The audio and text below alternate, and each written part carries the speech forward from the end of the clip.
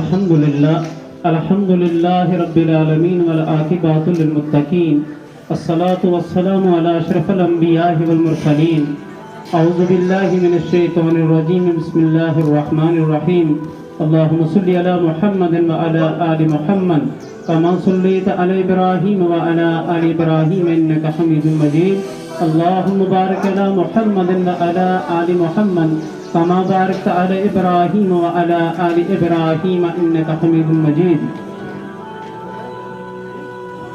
मोहतरम प्रिंसिपल साहिबा, सदर मजलिस, दीगर मेरे हम पेशा साथियों, अस्सलामु अलैकुम. अजीज़ तलबा व तालिबात, आपको भी मेरी तरफ से सलाम. जैसे कि आप सब जानते हैं कि आज हमारे इस इदारे में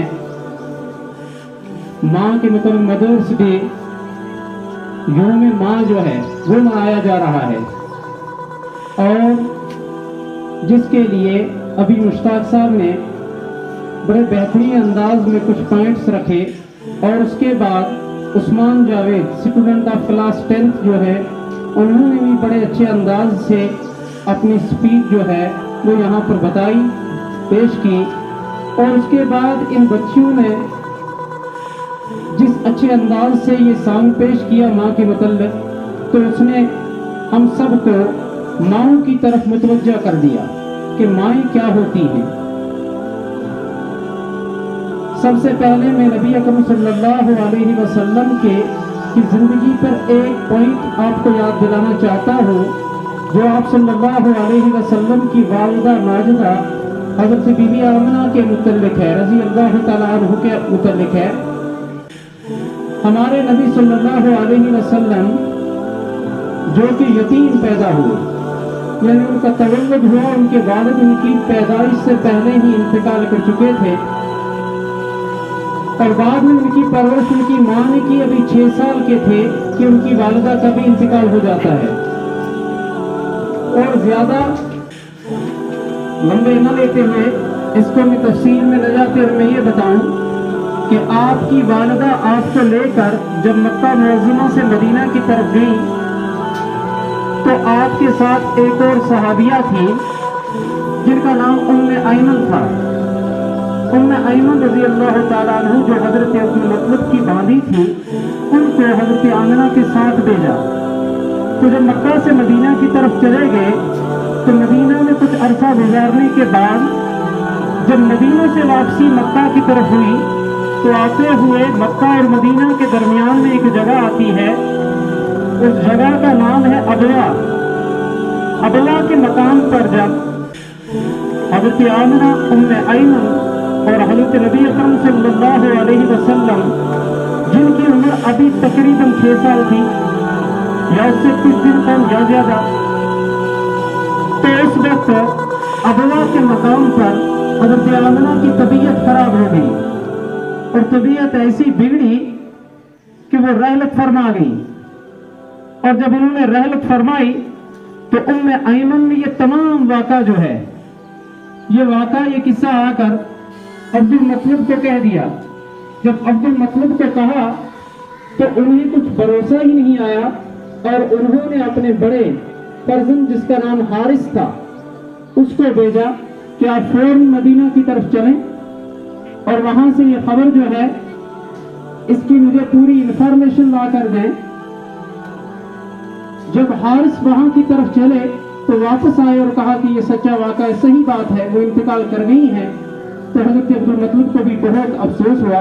लेकिन कहना यह है कि उम्मे ऐमन ने अपनी उस तफसीर की जो डिटेल जो बताई कि रास्ते में क्या हुआ, अबवा के मकाम के बारे में जो बताया, वो ये था कि जब आमिना इंतकाल कर गई तो उम्मे ऐमन रज़ी अल्लाह तआला अन्हा फरमाती हैं कि नबी अकरम सल्लल्लाहु अलैहि वसल्लम, जिनकी उम्र मुबारक सिर्फ 6 साल है, वो किस तरह से आपकी वालिदा के साथ चिपक कर चिल्लाते थे, गिड़ाते थे और रोते थे कि वो वाक़ा बयान करने के यानी का बर्दाश्त से बाहर है.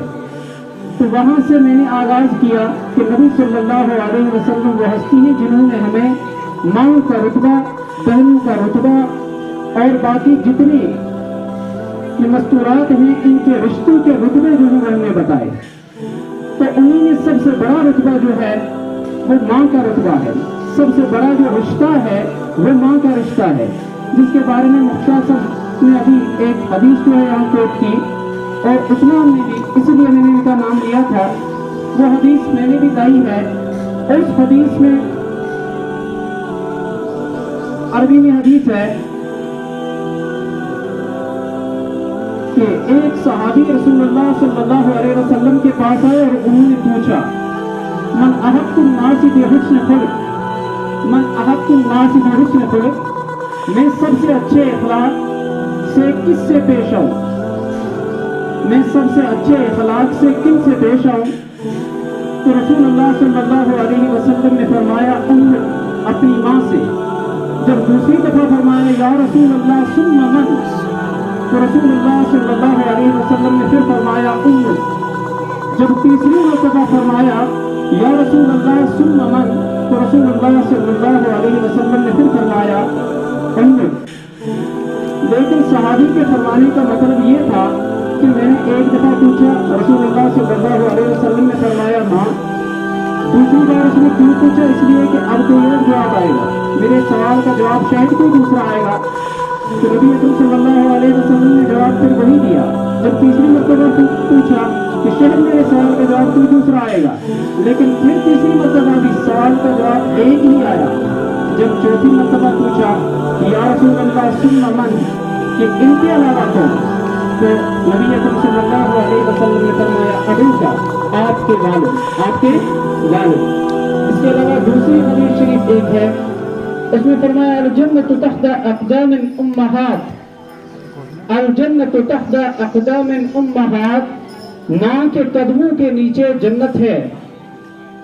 الجنت تحت اقدام امہات، ماں کے قدموں کے نیچے جنت ہے۔